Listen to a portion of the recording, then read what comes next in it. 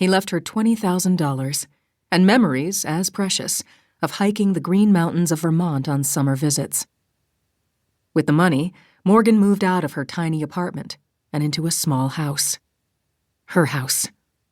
One that needed work, but had a yard that needed work. The 3 small bedrooms, 2 tiny baths meant she could take in a housemate to offset the mortgage, help pay for that work. And she worked 2 jobs.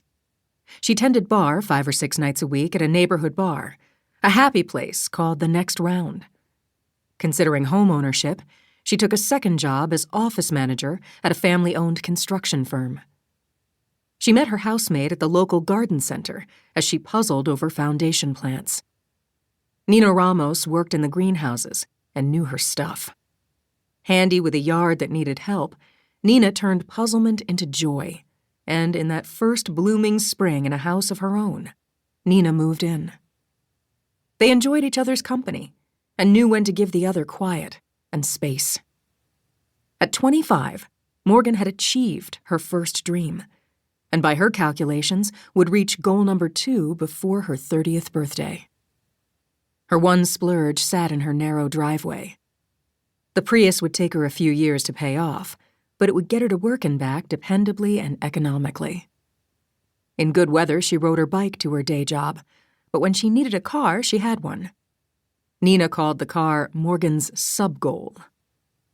The little house on Newbury Street boasted a pretty yard, fresh white paint, and a new front door she'd painted a soft, happy blue. Her boss at Greenwald's Builders helped her refinish the old hardwood floors, sold her paint at cost, and guided her along the path of repairs and maintenance. She'd planted those roots and felt herself blooming. It made her smile to see daffodils playing their bright trumpets along her newly paved walkway. Late March brought changeable weather, but all those lovely signs of spring. She and Nina had planted a dogwood in the front yard the previous fall, and she could see the buds wanted to burst. Soon, she thought, as she walked her bike to its rack and locked it. A good neighborhood, but she didn't see the point in tempting anyone.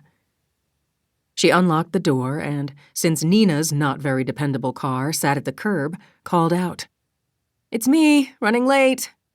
She crossed the living room and, as always, thought about how much more open it would be when she took out the wall that blocked off the kitchen. She had the money for that project earmarked, so maybe in the fall. Maybe before Christmas. Maybe. "I'm not running late," Nina called back. "And I've got a date." Nina always had a date. But then again, Morgan thought, she was gorgeous and vivacious and only worked one job. She paused at the open bedroom door. Several outfits, obviously rejects, littered the bed while Nina modeled another in front of a full-length mirror. Her raven black hair spilled down the back of a red dress that hugged every curve on her tiny body. Dark eyes sparkled as they met Morgan's in the glass. "What do you think?" "I often think I hate you."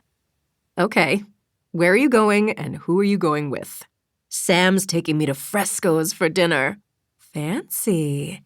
"Yeah, the red's a killer." Which she envied a little.